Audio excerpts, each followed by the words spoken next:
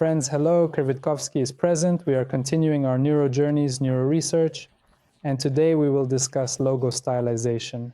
Logo styling actually provides us with great opportunities in creating identity, developing truly unique designs for your client or your brand without having to invest a significant amount of effort and time into it.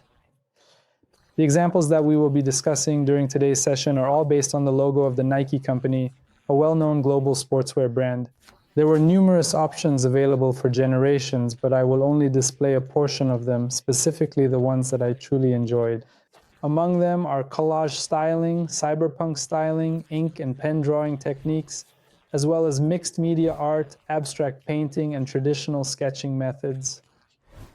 Abstract 3D narratives, visuals resembling stained glass, not exactly graphics, in other words, an imitation of stained glass artistry and craftsmanship. Objects that are rendered in a photorealistic manner, such as, for example, this block of ice that is shaped like a logo. Certain structures, as though constructing houses. Following that, what I truly appreciate is an airborne blazing meteorite that is soaring through the sky, leaving a trail of fire in its wake. The outcome is cool and it is remarkably realistic. The greenery and jungles look amazing, adding a fantastic touch to the overall scene. Additional abstraction, optical artistry. The phenomenon of the northern lights turned out to be incredibly cool and mesmerizing. Some other abstraction, mosaic graphics in the style of artists from the Soviet Union. By the way, if you haven't watched the video yet, it is situated here at this link. In it, I provide an explanation for the prompt for creating mosaic graphics.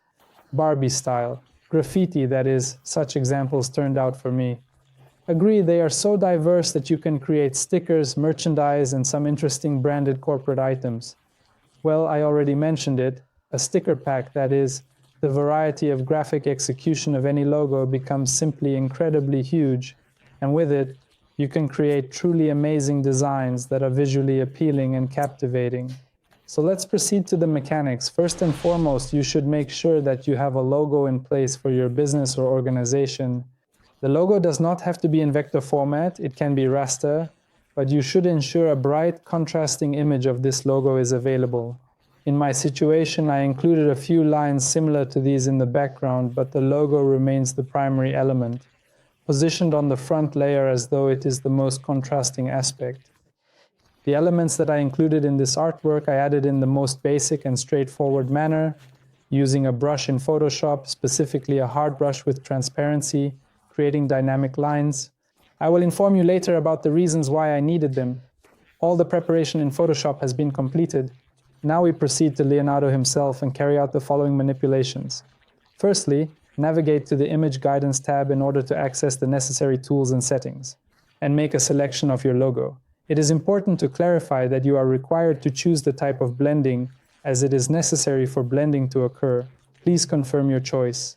The type of this mixture should be edge to image. That is, Leonardo will have precise knowledge of the shapes and geometry that will be utilized as the base module, ensuring that all subsequent generations, in general, are constructed within these modules, within these shapes. No matter how complicated it may sound, in fact, there is really nothing scary or difficult about it. Next, after that, it is important for you to choose exactly the proportion of images that is specified in the logo itself. What does it say? If your logo has vertical or horizontal proportions, you need to make the image size 1-to-1 with the same proportions. If you don't do this, most likely part of the logo will be cropped, somehow not beautiful. It will be trimmed beautifully, so there is no need to experiment with it. Verify that this doesn't work, so please upload a square logo. The more empty fields around the logo, the better the result will be. You will have the capability to crop it in a nice manner at a later time. Following that, I have prepared a relatively large quantity of prompts, all of which will be situated at the link provided below this video in the description section of the web page. This document has many prompts. Here are prompts about the northern lights, a burning meteorite, icy cliffs, a stained glass window, and a drawing of a turkey pen. In general, all the prompts that I displayed to you in the initial stages of the video. Subsequently, select any of these prompts. You have the freedom to create something original and not refer to anyone else. Considering the hints I've already made, I'll choose the burning meteorite since I liked it. Let me take this opportunity to select it for myself as it appeals to me. So we have a logo, the prompt is loaded, then the Leo Diffusion XL model, and the photography preset. By utilizing Excel and the photography preset, we are creating 8 square images, generating our own unique version of each and every one.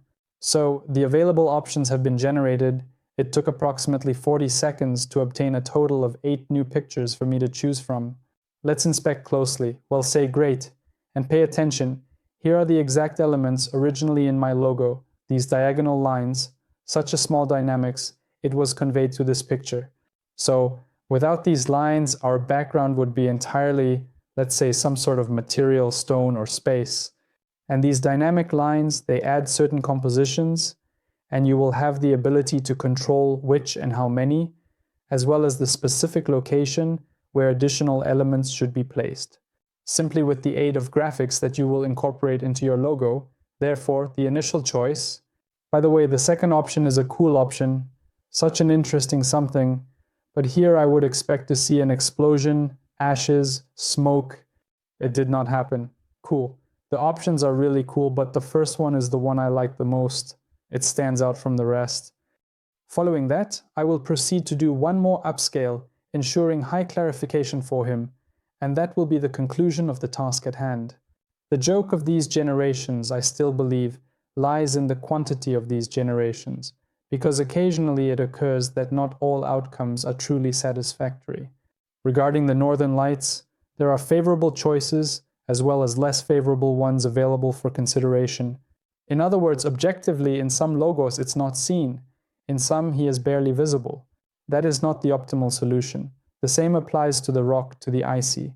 Therefore, the logo is objectively present in some places, while in others it is barely readable. As a result, we will need to generate it and carefully choose the coolest and best available options. Additionally, we will have to select a set of less successful generations. In my own experience, I have also observed that when we utilize an image as input, Leonardo, even with alchemy enabled, is not always able to generate the most impressive options. Even if you make use of prompt without an incoming image, that is, without a logo, the image itself will be of higher quality and provide a better visual experience. I can't say what it's connected with. I can only assume there are nuances, algorithms. They are not perfect and they will be improved. So friends, please subscribe to the channel, subscribe to the Sexy Prompt channel, get inspired, take prompts from there, and generate images for yourself and your projects. Looking forward to seeing you soon.